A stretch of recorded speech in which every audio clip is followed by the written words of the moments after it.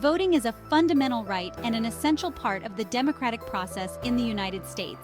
If you're preparing to vote in the next presidential election, this guide will walk you through every step of the process, from registering to vote to casting your ballot. Registering to vote. Before you can vote in a U.S. presidential election, you need to be sure you meet the eligibility requirements. You must be a U.S. citizen. You must be at least 18 years old by Election Day. You must meet your state's residency requirements. You must not be currently incarcerated for a felony conviction. Laws vary by state. How to register. Registration can be done in several ways. Online. Many states offer online voter registration. Visit your state's election website or the nationalvote.gov to check if this option is available. By mail. You can fill out the National Mail Voter Registration Form and mail it to your state's election office. The form is available at ec.gov. In person, you can register at your local Department of Motor Vehicles, DMV, Public Assistance Office, or your county's election office. During a voter registration drive, look out for voter registration drives at public events, campuses, and other community gatherings. Deadlines. Each state has its own registration deadline. It's crucial to register well before Election Day. Deadlines typically range from 15 to 30 days before the election. Check your state's specific deadline on its election website or at vote.org. Understanding your voting options. In-person voting. Election Day voting. This is the traditional method where you go to your designated polling place on Election Day to cast your vote. Polls are usually open from early morning until evening, but hours vary by state. Early voting. Many states offer early voting, allowing you to vote in person before Election Day. This option helps avoid long lines and scheduling conflicts. Early voting periods range from a few days to a few weeks before the election. Absentee voting. If you can't make it to your polling place on Election Day, you can request an absentee ballot. Valid reasons for absentee voting vary by state, including being out of town, having a disability, or serving in the military. Mail-in voting.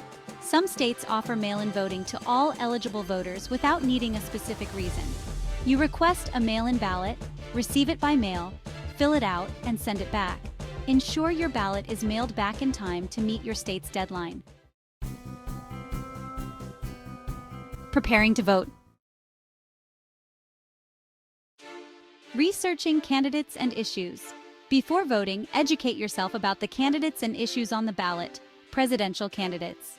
Learn about their platforms, policies, and qualifications. Local and state races. These can include senators, representatives, governors, judges, and local officials. Ballot measures. Research any propositions, referendums, or amendments that will appear on your ballot. Useful resources include official candidate websites, nonpartisan voter guides, and reputable news sources. Finding your polling place. Your polling place is determined by your registered address. You can find this information on your voter registration card by visiting your state's election website through nonpartisan sites like vote.org. What to bring? Well, requirements vary by state, but you may need a valid photo ID, such as a driver's license, passport, or state ID. You might also need your voter registration card if your state provides one. And for first-time voters, any required documentation like proof of address. So make sure to check your state's specific ID requirements well in advance. Casting your vote. For the in-person voting process, here's what you need to know. First, check in by presenting your ID and signing the voter register. Next, you'll receive a paper ballot or be directed to a voting machine.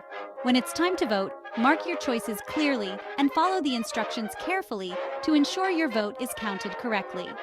Finally, submit your ballot by either inserting your paper ballot into a ballot box or following the on-screen instructions for electronic voting. Absentee and mail-in voting process. First, request your ballot. You can apply for an absentee or mail-in ballot through your state's election website or local election office. Once you've done that, you'll receive your ballot in the mail, along with detailed instructions. Next, complete the ballot by following the instructions carefully, making sure to mark your choices clearly. Finally, return your completed ballot. You can mail it back or drop it off at a designated location. Just be sure it is returned by the deadline. After voting, tracking your ballot. Many states offer ballot tracking services. After submitting your absentee or mail-in ballot, you can track its status online to ensure it has been received and counted. Make sure to check your state's election website for this service. Resolving issues. If you encounter any problems while voting, such as your name not being on the voter list or ID issues, you have the right to ask for assistance. Poll workers are there to help. You can also cast a provisional ballot if there's an issue. This ballot will be counted once your eligibility is confirmed. Additionally, organizations like the Election Protection Hotline at 1-866-OUR-VOTE offer support and can help resolve issues. Frequently asked questions. Q. What if I miss the voter registration deadline? A. Some states offer same-day registration. Check your state's policies and be sure to register as early as possible to avoid issues. Q. Can I vote if I'm living abroad or in the military? A. Yes. U.S. citizens living abroad and military members can vote via absentee ballot. Use the Federal Voting Assistance Program at fvap.gov to register and request your ballot. Q. What if I make a mistake on my ballot? A. If voting in person, ask a poll worker for a new ballot.